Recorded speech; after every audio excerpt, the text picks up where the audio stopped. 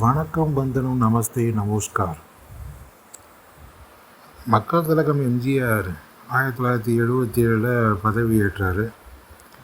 அது சமயத்தில் அமெரிக்காவில் இருக்கக்கூடிய வாஷிங்டன் போஸ்ட் அப்படிங்கிற பத்திரிக்கையில், அதாவது எம்ஜிஆர் பதவி ஏற்றதுக்கு முக்கியமான காரணம் 2 பாட்டு. முத்துலிங்கம் எழுதின பாட்டுன்னு சொல்லலாம். என்னென்ன பாட்டுன்னு பார்த்தீங்கன்னா, அன்புக்கு நான் அடிமை, தமிழ் பண்புக்கு நான் அடிமைன்னு ஒரு பாட்டு.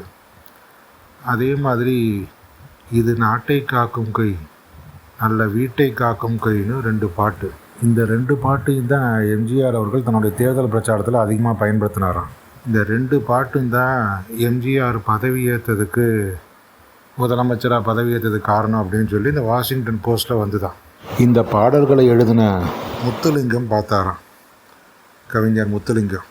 அவர் பார்த்து சொன்னாராம், 2 பாட்டை மட்டும் வச்சுக்கிட்டெல்லாம் ஒருத்தரால் பதவிக்கு வர முடியாது. அவர் எல்லாருக்கும் யாரெல்லாம் உதவின்னு கேட்குறாங்களோ அவங்களுக்கு கண்டிப்பாக உதவி செஞ்சு தான் அனுப்புகிறாரு. அதே சமயத்தில் யாராவது கஷ்டப்படுறவங்கள பார்த்தாலும் கண்டிப்பாக உதவி செய்யாமல் விடுறதே கிடையாது. உதவி செய்கிறதுல கடும் கோபம் கொண்டு அந்த உதவியை செஞ்சு முடிச்சுட்டு தான் விடுவார். இந்த கோபம் பார்த்திங்கன்னா எதுக்குன்னு பார்த்தீங்கன்னா, உதவியை வாங்க மறுப்பாங்க சில பேர்லாம், ஏதோ ஒன்று நினச்சிக்கிட்டு. ஆனால் அதெல்லாம் கேட்க மாட்டானா, நீங்கள் உதவியை வாங்கியே ஆகணும்னு கம்பல் பண்ணி கொடுத்து அனுப்புவாராம், பணத்தையும் சரி பொருளையும் சரி. இந்த மாதிரியான ஒரு நல்ல குணம் தான் மக்கள்கிட்ட மிகப்பெரிய ஒரு ஈர்ப்பை ஏற்படுத்தியிருக்கு. அவர் பல காலமாக அரசியலில் இருந்தது மட்டும் இல்லாமல் மக்களுக்கு நல்லது செஞ்சுக்கிட்டே வந்தார். அதான் முக்கியமான விஷயம்னு சொல்கிறேன். முத்துலிங்கம் தான் சொன்னாராம், இந்த 2 பாட்டுனால் மட்டும் இல்லை, அவருடைய நல்ல குணங்கள், வள்ளல் குணம், யாருக்கும் இல்லைன்னு சொல்லி கதவை மூடாமல் யார் உதவி கேட்டாலும் செய்யக்கூடிய அந்த வள்ளல் குணம், பல காலமாக அரசியலில் இருந்து அவர் செஞ்ச அந்த நன்மைகள் தான் அவரை இன்றைக்கி அரியணையில் ஏற்றி வச்சுருக்கு. இந்த ஒரே ஒரு 2 பாட்டுனால் மட்டும் அவருக்கு பதவி கிடைக்கல அப்படிங்கிறத முத்துலிங்கமே சொன்னாராம். அப்போ எம்ஜிஆரை பொறுத்தளவில் பார்த்திங்கன்னா எல்லாருக்கும் உதவி செய்வார். யாராக இருந்தாலும் போய் கேட்டால் உதவி செய்வார். இப்போ எதிர்கட்சிக்காரங்களே கேட்குறாங்க அப்படின்னு சொன்னாலும் அவங்களுக்கும் செய்வார். அதனால் அந்த கட்சி பாகுபாடெல்லாம் பார்க்கவே மாட்டார். உதவின்னு யார் கேட்டாலும் செஞ்சதுனால அது அப்படியே ஒரு பழக்கத்திலேயே வந்துருச்சு. சிறு வயசுலேருந்து அந்த பழக்கத்தில் வந்ததை எல்லாரும் பார்த்து பார்த்து எம்ஜிஆர்னால் உதவக்கூடிய வள்ளல்னு அந்த முடிவுக்கே வந்துட்டாங்க. கடையெழு வள்ளல்கள்னு சொல்லுவாங்க. 8வது வள்ளலாக எம்ஜிஆரை தான் சொல்கிறாங்க. அதனால தான் என்ன ஆயிடுச்சுன்னா, அவர் தேர்தலில் நிற்க வேண்டிய சூழ்நிலை ஏற்பட்டப்போ மக்களும் அவருக்கு ஓட்டு போட்டு தேர்ந்தெடுத்தாங்க. திரும்பவும் 1980 பதவி கலைக்கப்பட்டது, டிஸ்மிஸ் செய்யப்பட்டார் இந்திரா காந்தி அரசால்.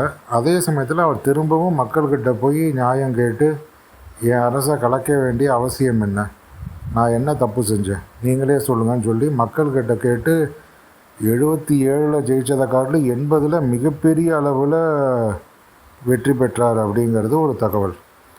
அதனால் அதே மாதிரி தான் 84 பார்த்திங்கன்னா எம்ஜிஆர் படுத்திருந்தார் ஹாஸ்பிட்டலில். அந்த சமயத்தில் எம்ஜிஆருக்கு தான் ஓட்டு போட்டாங்க மக்கள். அந்த நம்பிக்கையை பாருங்கள். எம்ஜிஆர் கண்டிப்பாக எந்திரிச்சு வந்துடுவார், அவர் ஆட்சி செய்வார் அப்படிங்கிற நம்பிக்கையில் திரும்பவும் அவருக்கே ஓட்டு போட்டாங்க. ஹாஸ்பிட்டலில் படுத்திருந்து ஓட்டு வாங்கியவர் எம்ஜிஆர். அந்த எம்ஜிஆருங்கிற அந்த பேருக்காக மக்கள் ஹாஸ்பிட்டல்லே படுத்திருந்தாலும் பரவாயில்லன்னு சொல்லி ஓட்டு போட்டிருக்காங்க.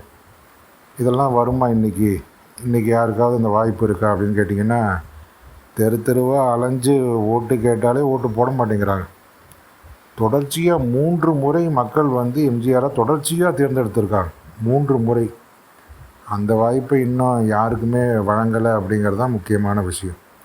அதனால் எம்ஜிஆர் பதவிக்கு வந்தது அவருடைய சினிமா பாடல்கள் மட்டுமே அப்படின்னு சொன்னால் அது முட்டாள்தனம்.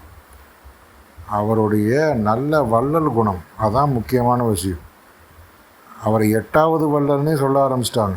என்ன காரணம்னா, யாருக்குமே இல்லைன்னு சொல்லவே இல்லை உதவிங்கிறத பொறுத்தளவில். அப்படிங்கிறத பொறுத்தளவில் மக்கள் எல்லாருமே புரிஞ்சுக்கிட்டாங்க. அதை எதிர்கட்சிக்காரங்களே சொல்லுவாங்க. எதிர்கட்சிக்காரங்களுக்கே நிறைய பேருக்கு நிறைய உதவிகளை செஞ்சுருக்கார்.